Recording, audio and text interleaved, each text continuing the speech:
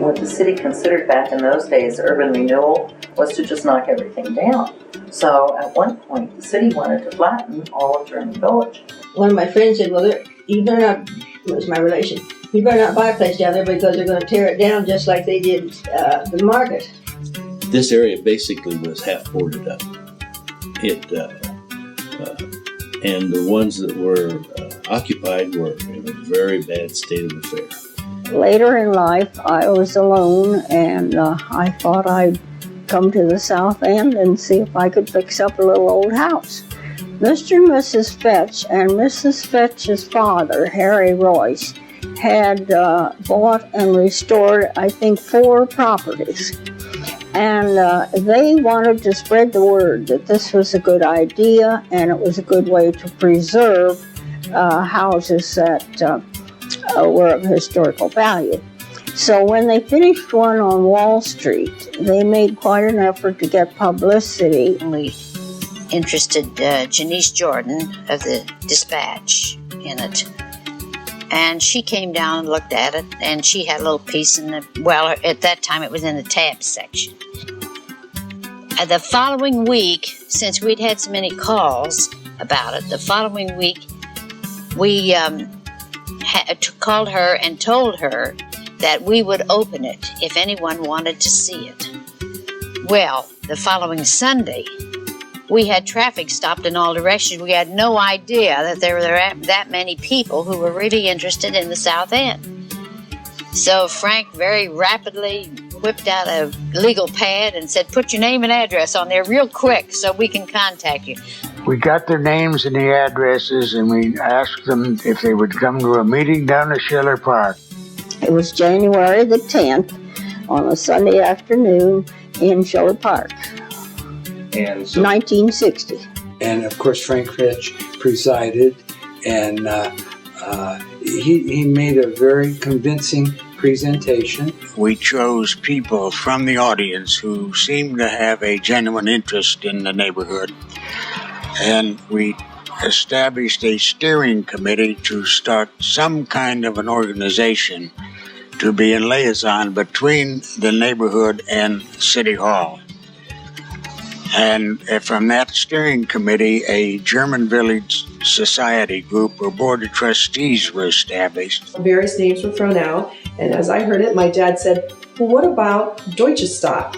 And people were like, Deutschestadt, And at that time, it was not too long after World War II, and maybe German words and German things weren't the most popular. And so someone said, well, what does Deutschestadt mean in English? And he said, German Village. And it just kind of stuck. And we established almost at the same time by city ordinance a German Village Commission. At that time, the commission only had a review body responsibility. And in 1963, we went back to City Council and asked City Council to give our commission some authority. And in make it possible to do that, we had to declare the neighborhood, a portion of it, a historical district.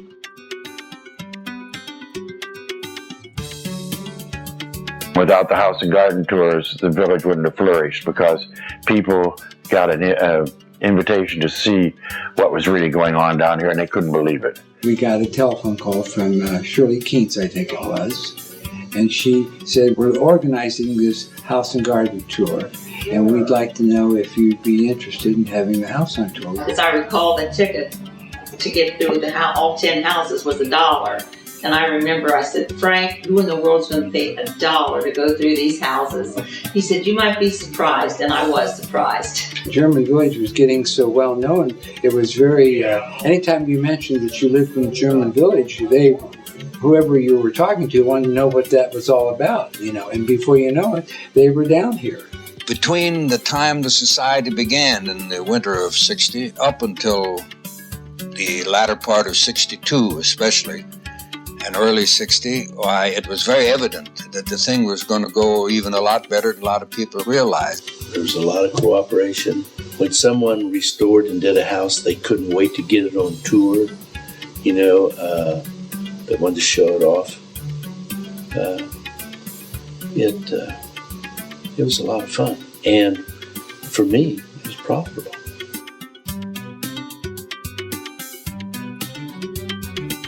The Oktoberfest was held in Schiller Park. You may not serve alcoholic beverages in a city park, and the Oktoberfest is supposed to be about beer. So we had many companies that sold beer set up with sidewalk carts and that sort of thing. It was deplored by the people who lived around because a few people drank too much beer and then sat on their steps and were rowdy and that kind of thing. So after about 3 years, it was moved to the state fairgrounds, and it was not successful there, and we were going to disband the whole thing. And then Fred Holdridge decided it should come back to the village. Now, Howard and I were running the store, and everybody, all the tourists would come in and say, when is the Oktoberfest going to come back to German Village where it should be? Now, the first one was held in the brewery district. We were overwhelmed with money. We could not take the money in fast enough. There was money, there was just piles of money all over the place, all over the counter, all over the floor. We were just taking money in. We ended up with a $100,000 profit the first year.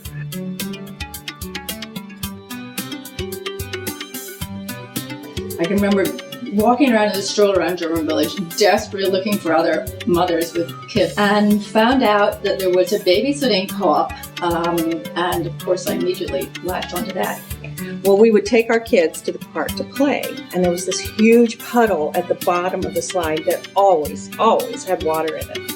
So we would have to straddle the puddle, straddle the slide, and grab our kids, before they ever ended up in the puddle. The public spaces, I noticed, were so neglected, and yet there was so much private investment in the homes. So I went to a meeting. I mentioned that the playground was really pretty bad, maybe. Well, that was it. So out of that babysitting co-op came the Friends of Schiller Park.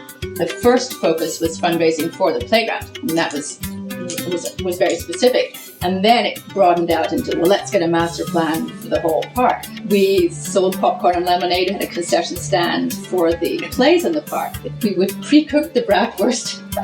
I'm laughing because we would parboil them in our homes, and our houses were always stinking of these bratwursts. I'm sure this is all illegal. And we would take the pots and we'd, carry them to the park. And then we would sell bratwurst at events. It was really the fun part of everybody being involved, and it was all volunteer. We didn't have a director. It was just everything was volunteer run. So we just did it.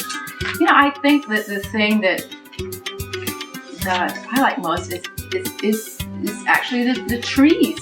The trees were being neglected. The old trees were dying. They weren't being replaced. I hate to think how the park would look now if we hadn't started planting trees back in the early 80s.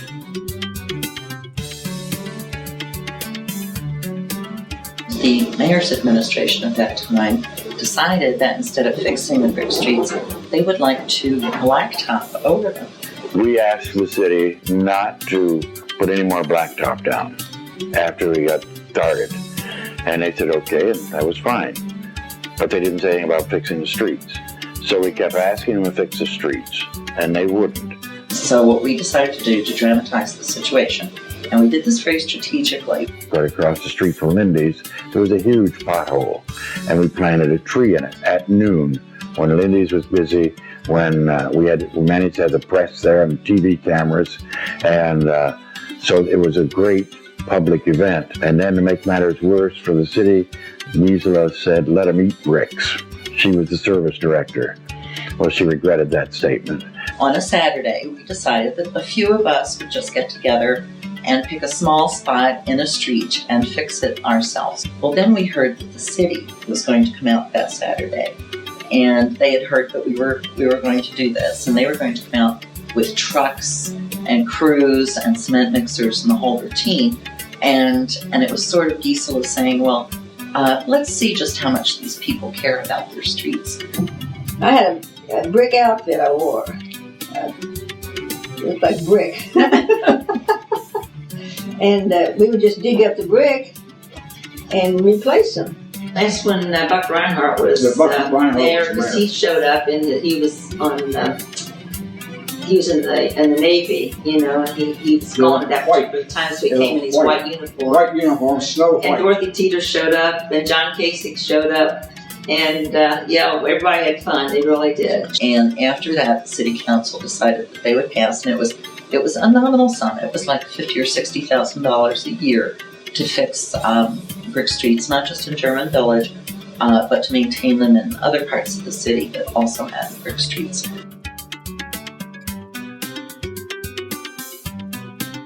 We had just done 25 years of German Village work, and we were celebrating that, and a lot of questions came from that. For example, you know, what do we do for the future? Are we doing the right things? One of the things that came from that was a project known as Heritage America. It really had 4 different component pieces to it. The third piece was bringing 3 internationally known and respected historic preservation consultants to German Village. They came up with suggestions, recommendations of things to do. Well, 2 of those recommendations were you need a guidelines book. And then the real critical part about then doing the book is then we had money from the Oktoberfest monies. We hired the position of a historic preservation officer. The fourth and final part that all 3 of these fed into was the first National Symposium of Historic Communities. We learned a lot by going out and talking to people. But one of the things we learned is that we were the expert also. You know, there had not been very many communities that had done what this community had done as a national historic district.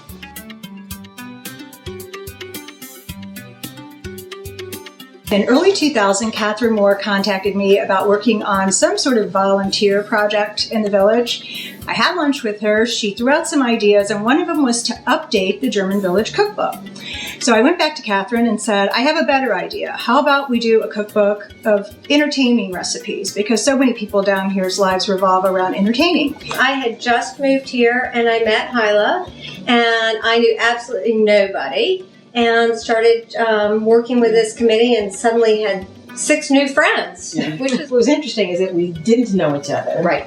And Carolyn and Hyla probably would have become friends. You were renting the carriage house. Mm-hmm. But we were thrown together on a project. And then we created this lovely Share the Flavor cookbook. But then what happened after we finished the cookbook is we felt kind of lonely on Monday nights when we weren't cooking and sharing wine with each other. So we started getting together on a regular basis and really formed close and special friendships.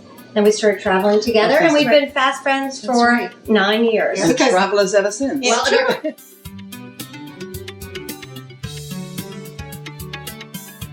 You know, the bricks and mortar of the German Village Society are not to be sneezed at. The meeting house is an incredible accomplishment and asset to have in the community. But that's just the bricks and mortar. I always think of the threads that actually, when woven together, are stronger than any bricks and mortar. I think it's a sense of community that's very, very hard to find in today's world. And I think the German Village Society, with its programs and its social calendar and its volunteer opportunities where I can work side by side with somebody and get to know them in a way I wouldn't at the grocery store, I think we fostered that and can be very, very proud of that. I feel like everybody in this community is somebody that if you ever, needed help, needed advice, that you could call them as if they were your next door neighbor, because it does feel like everybody is connected in a very strong and long way. On an impulse, I did buy a house in Arlington, and for 9 months I did it over. Everything looked great. but no one stopped in for a beer. The neighbors were fine, but they just it was not what I had been accustomed to. Actually, I have clients right now that are coming back. They left and went on the other side of town, and they did it for square footage. They wanted that finished basement. It was a new build, and they were excited to be there, and they're coming back. And if you ask them why, they are missing the sense of community. And I think what was even harder for them is that they had it, so it's so lost. They understand what they don't have, not just so much about what they could have, but what they've lost. And people made a huge effort to get to know me and make me feel like I belonged and I was a part of this community just as much as they were. I was invested then a year ago, but I'm 10 times more invested now because of the people and what these people in this community means to me. And I'm a part of something so much greater than myself, and that's a wonderful thing to know that you live in a community like German Village.